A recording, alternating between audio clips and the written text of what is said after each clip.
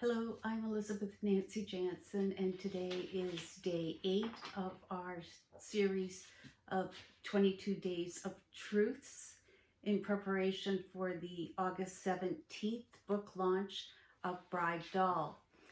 And I'm very excited to be doing this and quite enjoying it, actually. And today's truth is that children absolutely do change the dynamic of a love relationship, and hopefully for the best. And I wanted to chat about the the different scenarios, and having lived a a long love journey, I've had two scenarios or two situations where the children were absolutely wonderful and still are. However, the love relation aspect of it deteriorated as a result of having children in the relationship. And now in a relationship where the children did not come out of the relationship, but now having a relationship where each of us come into the relationship with adult children and grandchildren and how we interact. So hopefully over the space of a few minutes we can talk about the book and have some pro tips in it as well. So with the book Bride Doll, which I hope you are reading now in the ebook format, but it's going to be launched August 17th. And I'm really excited for you to be the ebook readers who are reading it now, and the reviews are coming in that it's just excellent. And I'm so happy that you're enjoying, the ebook readers are enjoying it.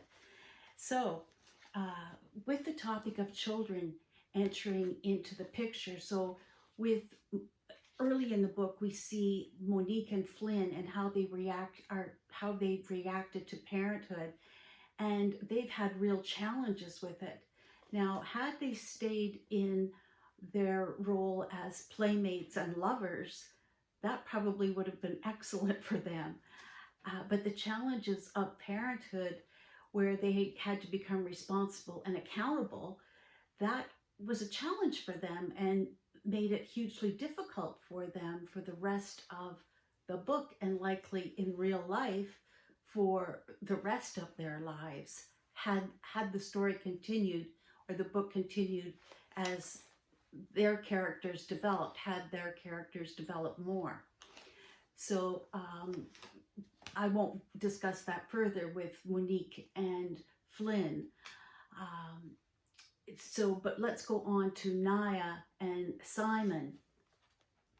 And into the book, when Naya has her second child with Simon, I'll just read from the bottom of Naya, a Mother. So 2 weeks overdue, with 2 stretch marks to prove it, Naya gave birth in total silence, while Simon sat reserved and in judgment of even her ability to give birth. The medical staff in the delivery room were appalled at this father's lack of encouragement and compassion for his wife. Regardless, Naya held her healthy baby boy and felt her heart swell with joy. Isn't that an interesting but sad reaction in a delivery room? And Naya, the character, can you imagine how she would have felt in such a happy moment in silence, having her baby in silence in a delivery room with her husband right there? What a strange, strange feeling. And then further on, Naya has an experience where in the chapter 36, titled Autism. So another love relationship. They were already 20 minutes late for the appointment. Fernando marched toward the hospital, leaving Naya to cope and carry a child, insisting on flailing all his extremities. Where's God now? Naya kept asking herself. She was at the mercy of Fernando, who marched ahead in a state of fury and was completely out of her sight. Naya wasn't even sure if they were both going to be to the same place. Finally, she made it to the hospital's lobby and let her son down to continue his tantrum on the floor until he extinguished his internal storm. Exhausted herself, she knelt on the floor, weeping inconsolably. Fernando was in the corner of the lobby, observing the strangers trying to assist and console his wife, and he didn't move. So, what I wanted to read to you about the relationship of these two husbands. So first Simon in her first marriage, Naya's first marriage, and then Fernando in her second marriage. So 2 children in the first marriage with Simon and 2 children with the second marriage with Fernando. What I want to demonstrate in both of these love relationships is there was no team in the partnership. Okay? So that's where the difficulty is. So here's the pro tip coming. When you're in a love relationship, which is so loving and caring, and when you have the intention of trust and you want to have this forever love and you want to have a monogamous relationship and you connect on those levels, and then when you discuss your core values, and maybe in that core value you discuss that you want to have a family, you both want family is important, well, there's a connection. Yes, you agree on that core value, and then you decide, yes, you want children. Well, there's a core value. That's a good connection, but you have to work at that even further. Are you going to be a team together raising those children?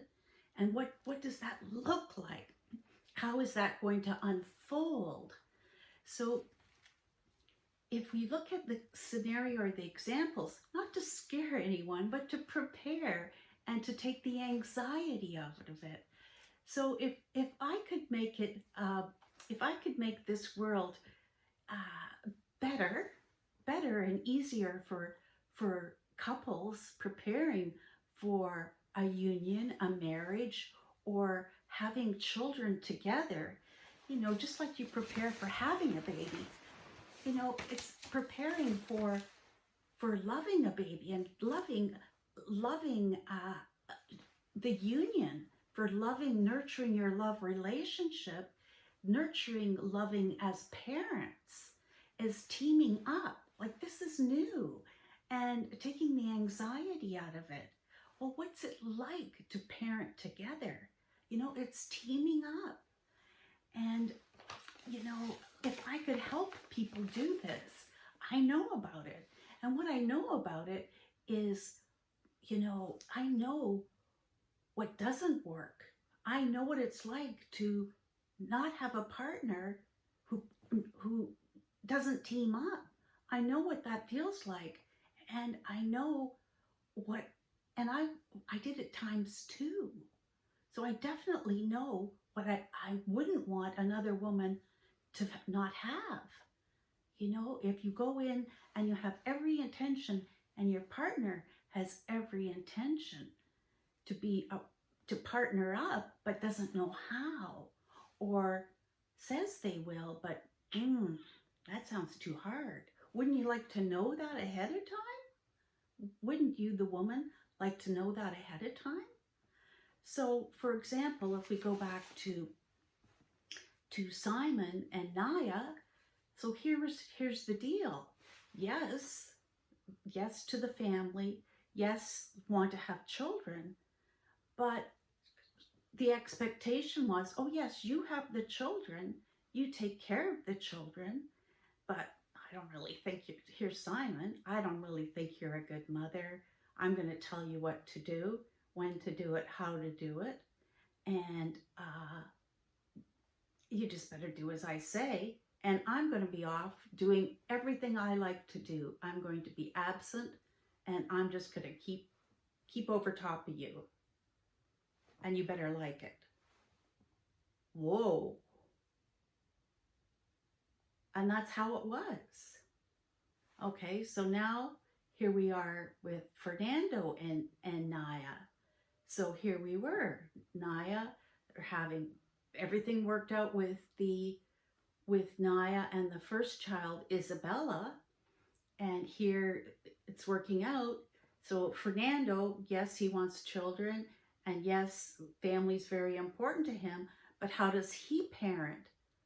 Well, he's under the same roof, he's happy, he's physically present, but he doesn't know how to partner when anything turns difficult.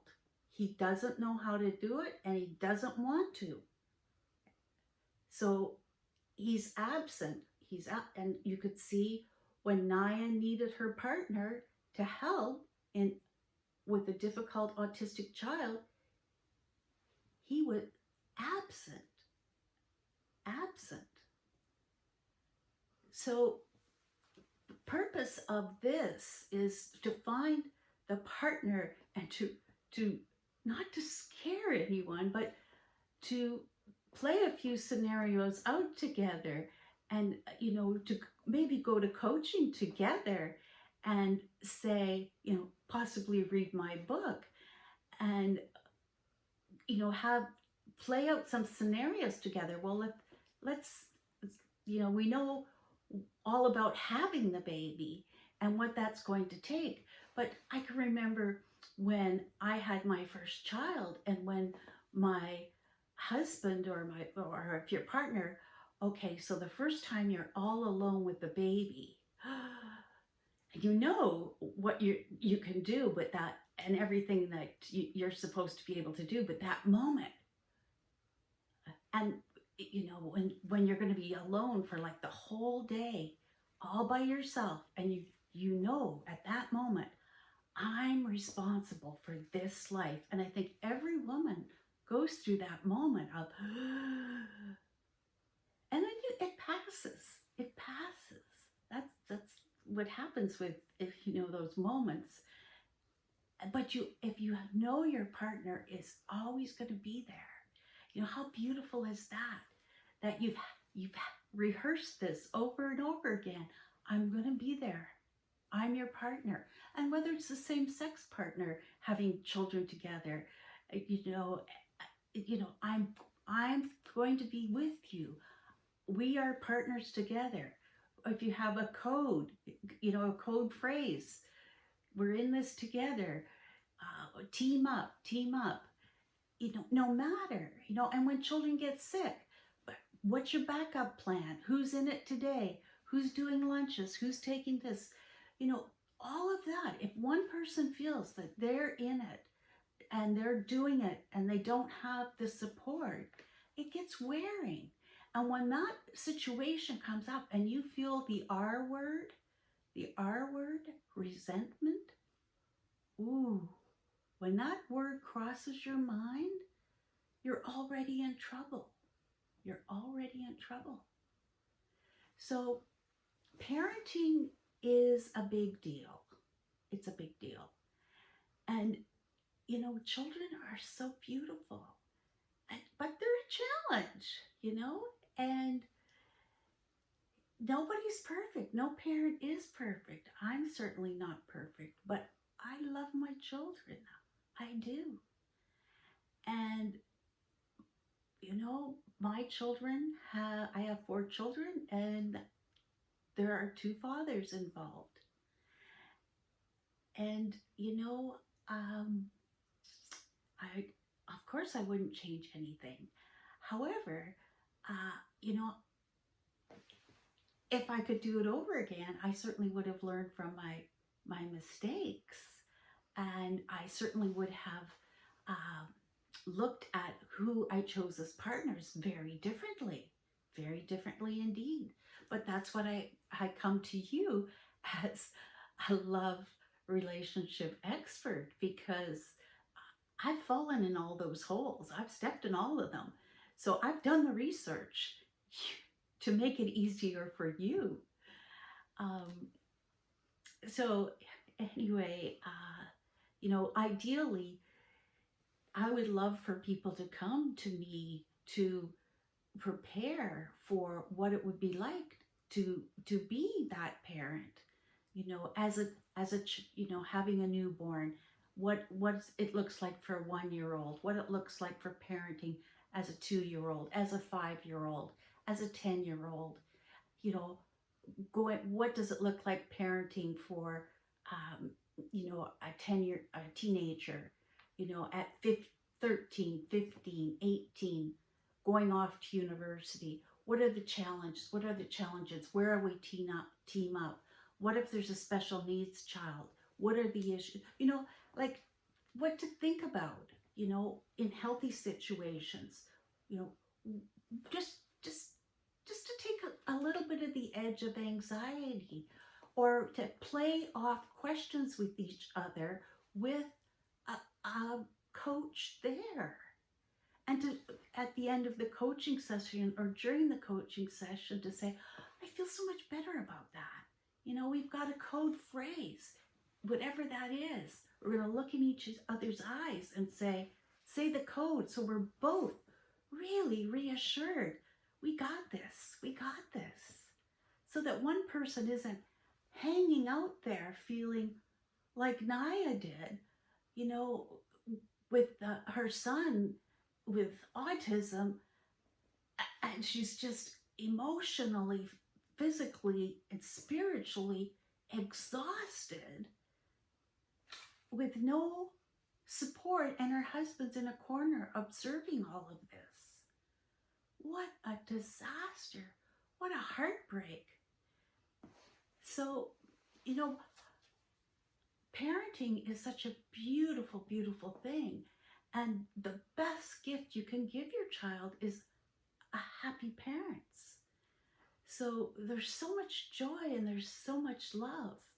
And the beautiful thing I want to tell you about, the very beautiful thing. So in seniors, people over, 40, I was in my late 50s when I found my beautiful husband. And we both had adult children, and I have three grandchildren. So when you come into a relationship, and of course we have our core values, which one of them is family. We're high on our core value with family, and how we work on that. So I have healthy boundaries with my family. And, I'll give you an example. So I'm highly respectful of his family, and that he has his personal time with his family, and I do with mine. And we also have combined family time. But I'll give you an example. So if I see something that perhaps his family might be doing something that I don't particularly agree with, it's not my place to make a comment. No, it's not my place. I have healthy regard and healthy boundary to respect his. That's his family. Those are his children. I respect that, the mother of his children passed away with cancer. I absolutely have high regard and respect. And I am not going to cross that boundary by saying anything disrespectful about how he might be handling a situation with his adult children. That's not any of my business to discuss. I'm going to stay out of it, in a pleasant way. Just respect his handling of it. And by the same token, he respects my privacy of how I interact with my children. So that's how we manage and love and support each other.